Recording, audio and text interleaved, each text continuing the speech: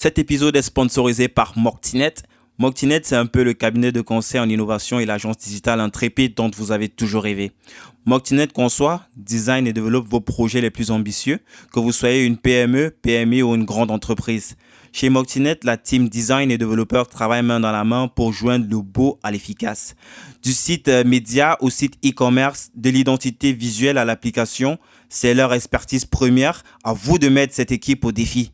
L'expérience utilisateur est toujours au cœur de l'approche de Moctinet pour optimiser la relation entre leurs clients et leurs utilisateurs.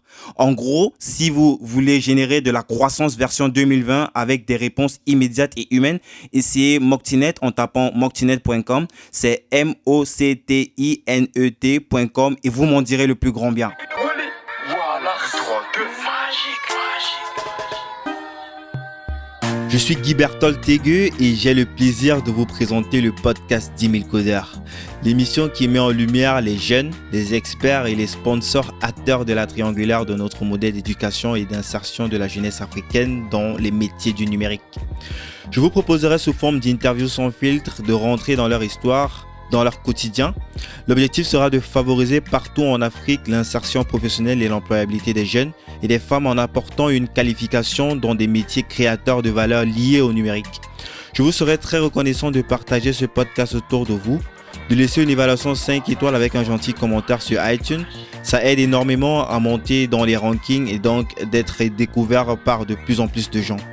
Bienvenue sur le podcast 10 000 codeurs.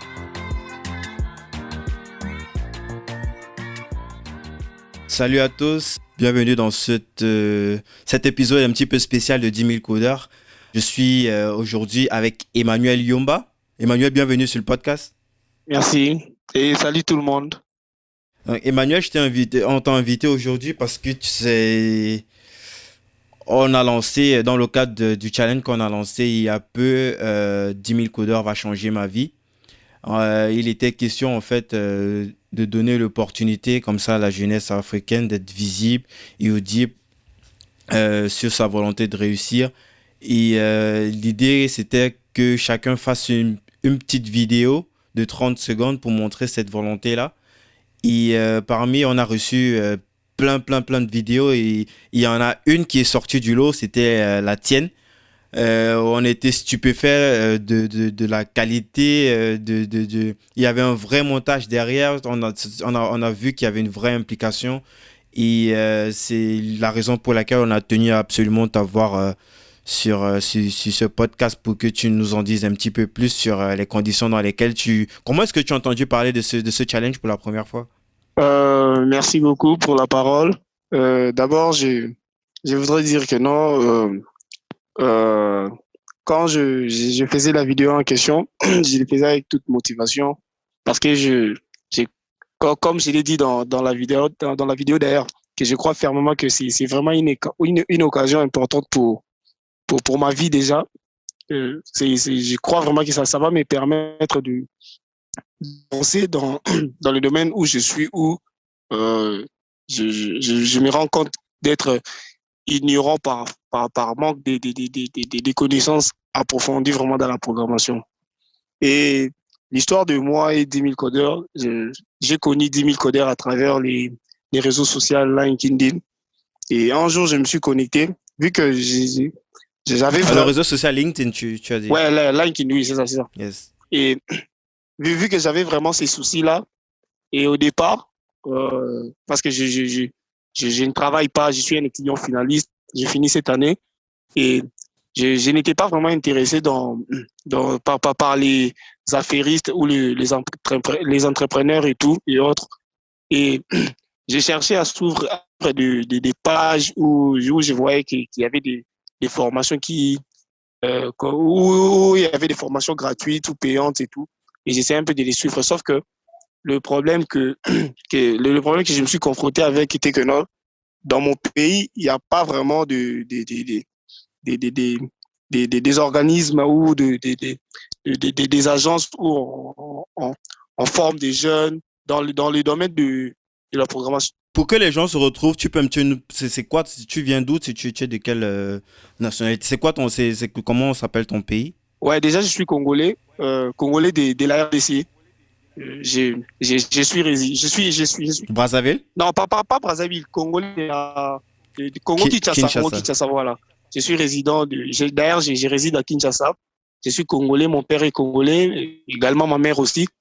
Et j'avais constaté que non, dans ma ville, il n'y avait pas vraiment des organisations des agences qui pouvaient, où je pouvais bénéficier d'une formation euh, dans mon domaine informatique, bien sûr, parce que je fais de l'informatique à l'université.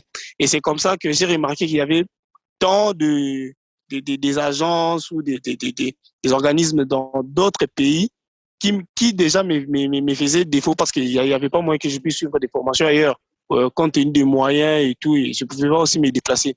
Et Dieu m'a, je sais pas si comment, si, je sais pas si je dois l'appeler une chance, mais je ne dirais pas que c'est une chance pour moi personnellement parce que je crois que c'est un destin. C'est quelque chose vraiment dont je crois vraiment fermement et c'est pas un hasard. Et quand dans dans mon accueil, j'ai vu quoi, une personne avait partagé la publication de Monsieur Douglas, dont je salue d'ailleurs, et ça m'a directement attiré. Et j'ai directement suivi M. Douglas. Et c'est par après que j'ai commencé à demander à M. Douglas que non. J'ai constaté sur votre profil, il y a des jeunes qui ont été formés par votre programme et tout. Est-ce qu'il y a pas moyen que je puisse en bénéficier ou comment je peux faire pour en bénéficier et tout? Et c'est comme ça qu'il m'a dit d'abord, qu'il a essayé un peu de me parler en gros du programme 10 000 codeurs.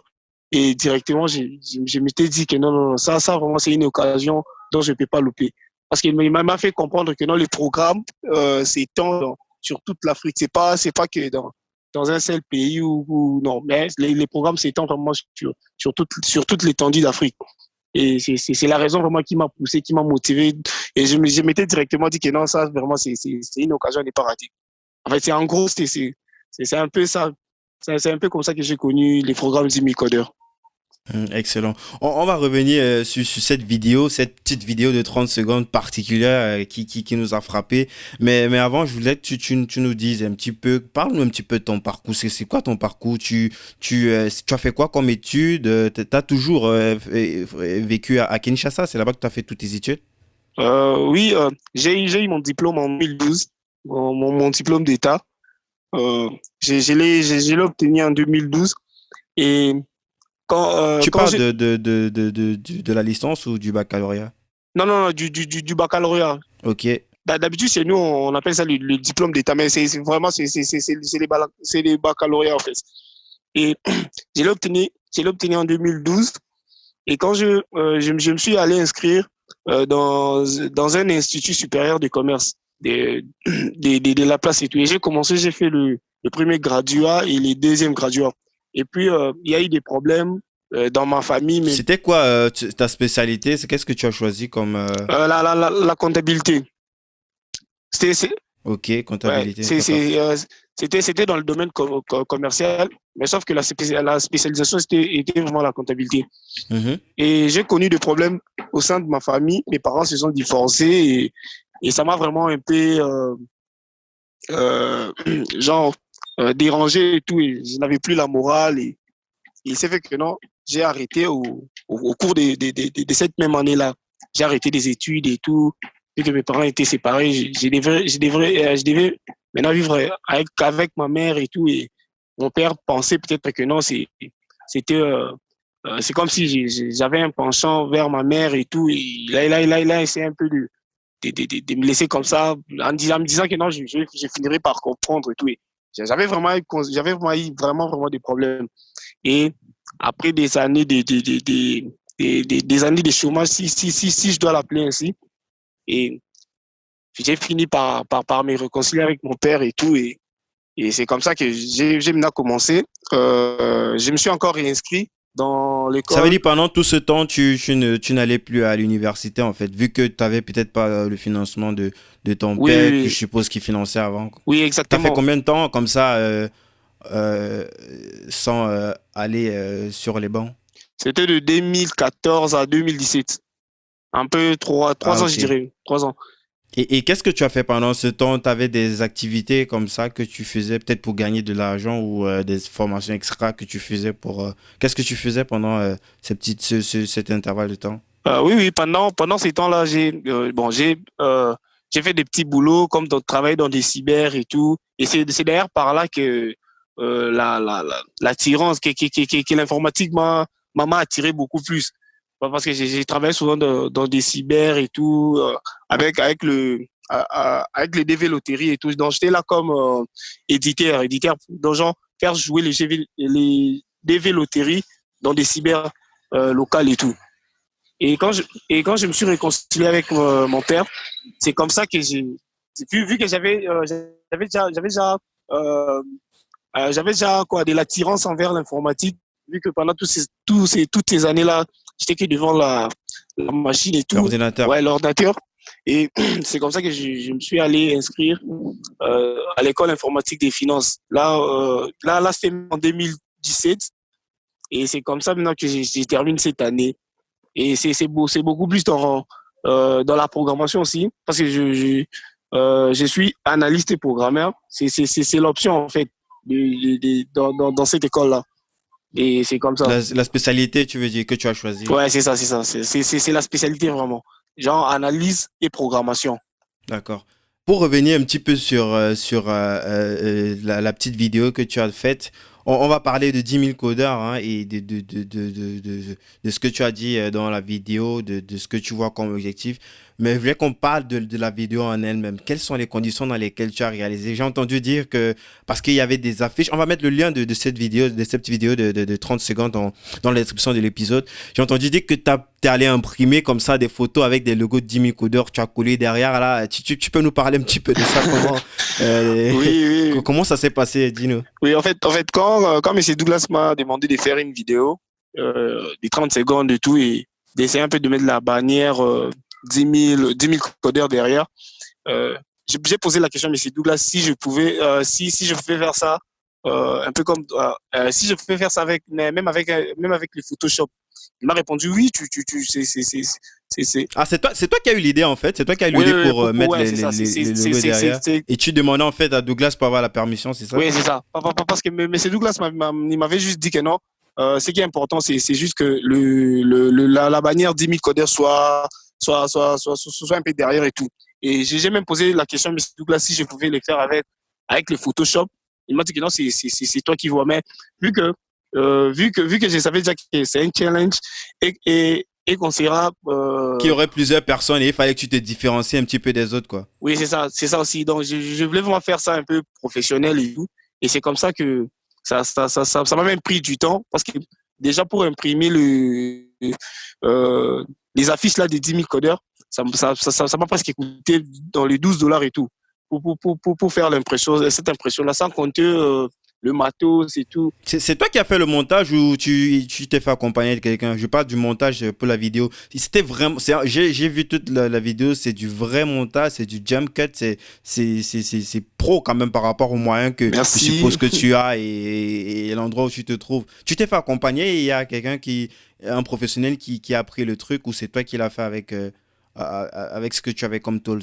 Non, c'est un professionnel qui l'a réalisé. Parce que je ne voulais pas, je pouvais aussi le faire, mais je ne voulais pas vu que j'ai tenu à ce que la vidéo soit vraiment pro et que directement par la vidéo, mais c'est Douglas et toute l'Afrique et tout le monde en passant comprendra genre ma détermination et ma motivation pour les programmes 10 000 codeurs. Et le message, il est vraiment passé. Ça nous a tous coachés. Et je dois te dire qu'il y en a. On en a reçu des tonnes et des tonnes et des tonnes. Mais la tienne, c'était... Waouh, c'était... Merci. Ça se voyait. C'était 30 secondes, mais avec peut-être 12 heures ou 14 heures de boulot derrière. Ça se voit. On a l'habitude de voir des trucs un petit peu plus quali que ça. Et ce que tu as fait en fait partie. Bravo encore. Merci, merci. Et donc, c'est comme ça. J'ai fait imprimer les affiches presque à $12. Et je devais encore payer la main-d'œuvre pour le montage de la vidéo. Et je me suis dit que non, vaut mieux dépenser parce que je suis conscient de ce que je vais gagner par après, par après ou après cette vidéo-là. Je sais très bien que non, je serai choisi pour le programme 10 000 codeurs. Et je tiens vraiment à cela.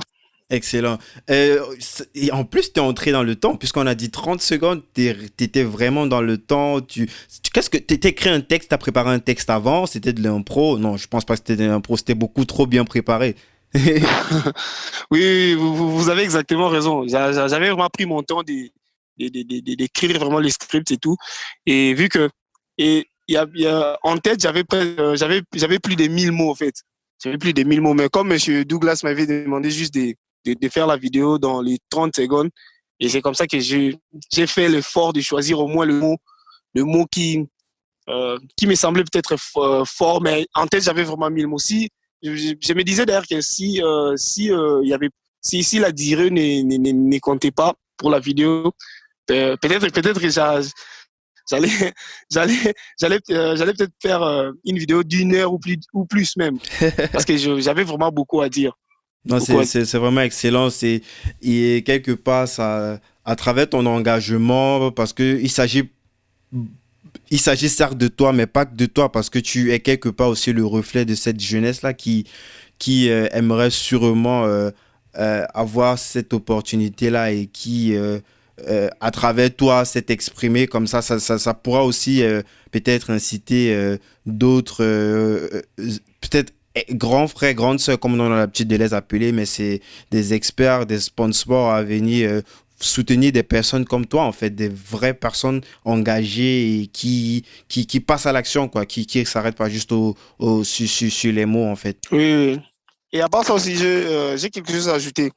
Et j'étais d'ailleurs étonné de voir que non, dans une formation, on est en train de former de jeunes dans le domaine numérique, bien sûr, avec le langage comme Java et tout. Et ça m'avait surpris parce que dans mon école, c'est une grande école ici en République démocratique du Congo, école d'informatique des finances. D'ailleurs, c'est une école filiale au ministère des finances de mon pays. Mais imaginez-vous qu'en première, on nous apprenait des cours comme des COBOL, des cours comme des BASIC, des cours comme des DBase, des cours dont d'ailleurs dans le monde, on les a presque oubliés. Et en jeu 2, on apprend les langages de programmation, plutôt on apprend la base de données Access et les VB comme langage de programmation. Alors qu'actuellement, dans le monde, on utilise beaucoup plus des Oracle comme base de données ou Java comme langage de programmation. Et imaginez-vous même jusqu'en troisième, j'ai fini cette année, mais j'entends seulement dans mes oreilles Java, mais je connais même pas. Au moins, ou certes, je sais non, pour utiliser les langages Java, il faut avoir NetBeans et tout. Là, c'est d'après mes recherches à moi. Mais à l'université, j'ai fait presque 3 ans. Et on m'a jamais enseigné, même pas l'initiation au Java. Donc, c'est par là aussi, je me suis dit, non, c'était vraiment une occasion dont je ne pouvais pas manquer. C'est vraiment ça. Ah, excellent. Donc, comme on l'a dit, le challenge, il est encore actuel, hein, pour ceux qui veulent y participer. Donc, le challenge, il est toujours actuel. Et puis, on attend des personnes aussi engagées qu'Emmanuel qui vont comme ça. On va mettre le lien d'ailleurs pour pouvoir s'inscrire à ce challenge et potentiellement envoyer sa vidéo. Et c'est très simple là, pour participer au challenge de 10 000 codeurs. Déjà, il faut pour faire un rappel, après une phase pilote de 2016 à 2018 qui a fait ses preuves au Sénégal, en Côte d'Ivoire, au Cameroun, pour 165 personnes formées au métier développeur web mobile avec un taux d'insertion de 75%. Et il est temps comme ça de passer à l'échelle afin d'atteindre l'objectif d'ici 2025 dans les 54 pays du continent. Plus de 10 000 profils formés et insérés dans les métiers du numérique. Donc, on demande donc à la jeunesse africaine de participer au challenge 10 000 codeurs en produisant une vidéo de 30 secondes. Vous pouvez l'envoyer à challenge@10 000codeurs.com. Donc, la vidéo de 30 secondes peut être structurée comme suit. 10 secondes pour vous présenter, 5 secondes pour préciser comment vous avez connu 10 000 codeurs, 15 secondes pour expliquer ce que vous attendez de 10 000 codeurs et en quoi vous pensez que nous pouvons changer votre vie. Donc, pour cela, c'est simple. Vous créez juste un compte LinkedIn ou Twitter si ce n'est pas encore fait. Vous faites connaître le challenge aussi en partageant dans vos différents réseaux sociaux, LinkedIn ou Twitter. Et après, vous allez retrouver les liens à poster dans le lien qui fait la promo du challenge sur le lien de la description de cet épisode. Donc, nous priorisons dans chacun des 54 pays du continent l'accompagnement de ceux. Ça, c'est pour ceux qui le font, quoi, parce que l'enjeu est très grand et c'est justement ce que Emmanuel expliquait, l'occasion, la raison pour laquelle il s'est engagé. Il y a un gros bénéfice derrière ça. Donc, nous priorisons dans chacun des 54 pays du continent l'accompagnement de ceux qui auront pris part au challenge, auront favorisé la diffusion de nos communications Twitter et LinkedIn. Donc, c'est très, très important. On va mettre, bien sûr, les liens de tout ça en description, comme je l'ai dit précédemment. Donc, Emmanuel, pour revenir sur le contenu de ta vidéo que tu as faite, je voudrais que tu nous précises un petit peu c'est quoi, qu'est-ce que tu attends concrètement de 10 000 codeurs. Tu l'as déjà dit un petit peu de façon bref, et là tu as une tribune qui t'est offerte pour pouvoir aller plus en profondeur, comme ce que tu aurais voulu faire sur la vidéo, mais tu n'as pas eu assez de temps, quoi. Ce que j'attends d'abord des 10 000 codeurs, c'est d'abord que 10 000 codeurs puissent m'aider à me mettre à jour.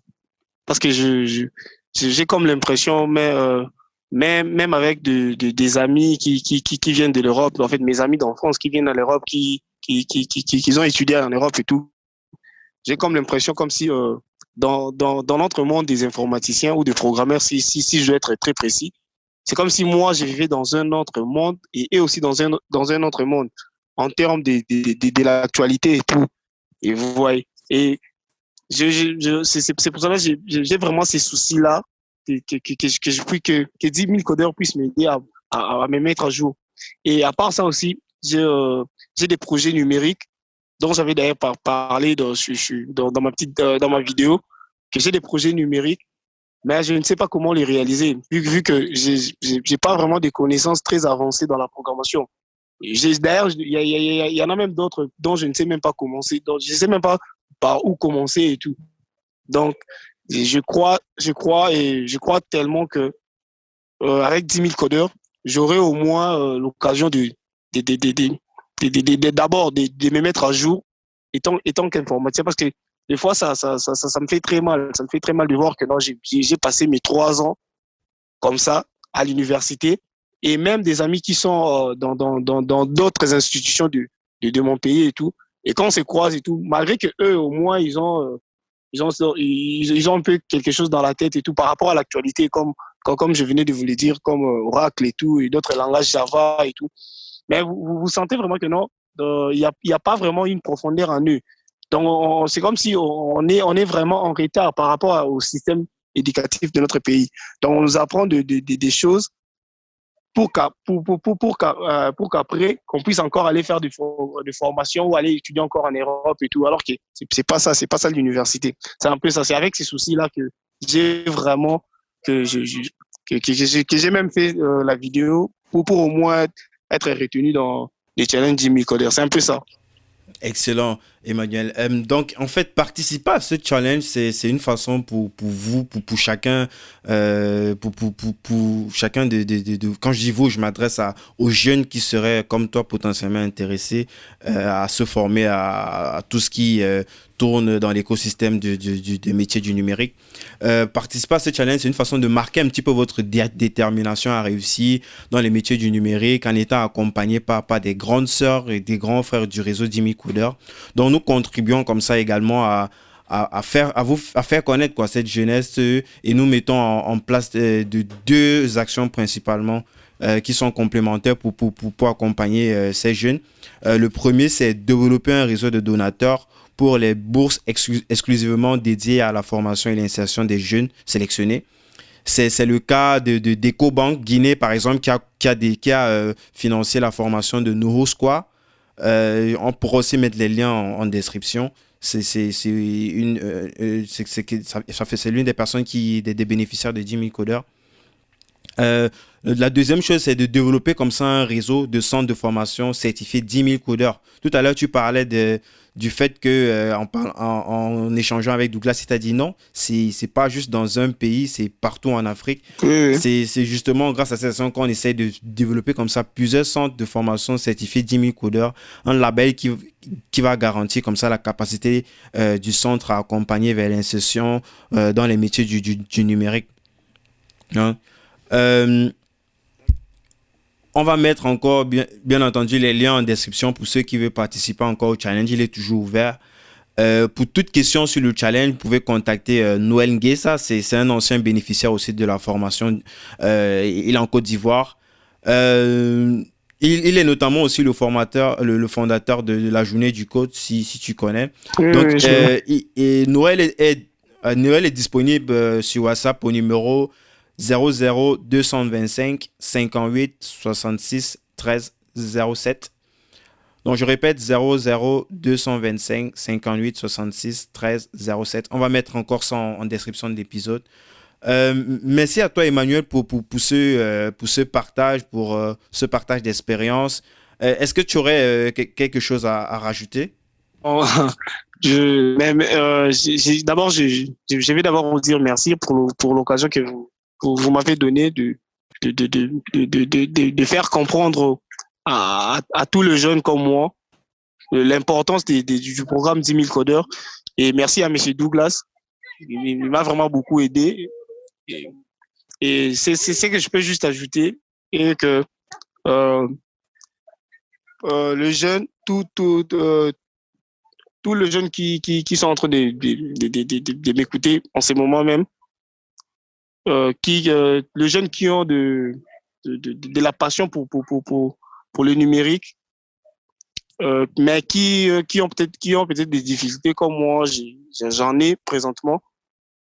Je dirais que non, 10 000 codeurs, c'est vraiment un tremplin pour que nous puissions être mis à jour et peut-être réaliser des projets qu'on a, parce que jamais une personne peut être motivée dans le numérique sans pour autant avoir un projet. Et je l'ai toujours dit pour mon pays que jamais on ne rattrapera le retard qu'on a sans l'appui du numérique. C'est vraiment impossible. C'est vraiment impossible. On peut beau manipuler nos dirigeants ou manipuler nos politiciens, mais on ne manipulera jamais notre intelligence.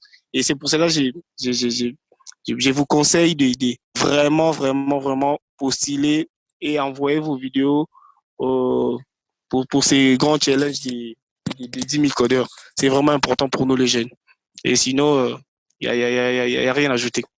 Merci à toi encore, Emmanuel. Et on se dit à très vite, quoi. Peut-être à quelques années avec toi comme formateur expert pour la prochaine génération qui arrive.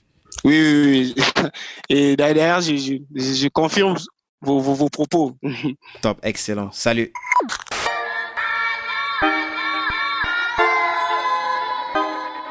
Je suis ravi aujourd'hui de vous présenter une institution de microfinance Advance Cameroun, filiale du groupe international Advance qui a pour mission d'offrir des produits de crédit d'épargne, de transfert et toute une gamme de services financiers associés aux micro, petites et moyennes entreprises du Cameroun. Advance Cameroun propose des produits de financement et de dépôt adaptés à vos besoins et à votre situation aux tarifs les plus compétitifs du marché. Être client chez Advance Cameroun, c'est bénéficier de son réseau d'agences étendu, son accueil de qualité, ses horaires d'ouverture flexibles et le professionnalisme de ses équipes. Je vous recommande donc cette microfinance Advance Cameroun et pour plus d'infos, rendez-vous sur advancecameroun.com. Bravo, vous avez écouté cet épisode de 10 000 codeurs jusqu'au bout. Merci de le partager à 2 personnes autour de vous, d'inscrire de force vos amis au podcast sur leur smartphone et de mettre une note de 5 étoiles avec un gentil commentaire. Ça nous aide énormément pour ressortir dans les classements. Aussi, si vous nous laissez votre email sur podcast.jimmycoder.com, nous vous enverrons l'épisode de la semaine ainsi que 2-3 bons plans. Pour finir, si vous voulez rejoindre l'écosystème Jimmy Coder, soit en tant que bénéficiaire d'une formation dans les métiers du numérique, soit en tant que formateur professionnel du numérique ou du développement personnel, ou en tant que sponsor pour favoriser en Afrique l'insertion professionnelle et l'employabilité des jeunes, il vous suffit de nous écrire sur contact@jimmycoder.com ou vous rendre sur jimmycoder.com. Je suis Guy Berthold pour le podcast 10 000 codeurs et je vous donne rendez-vous à la semaine prochaine.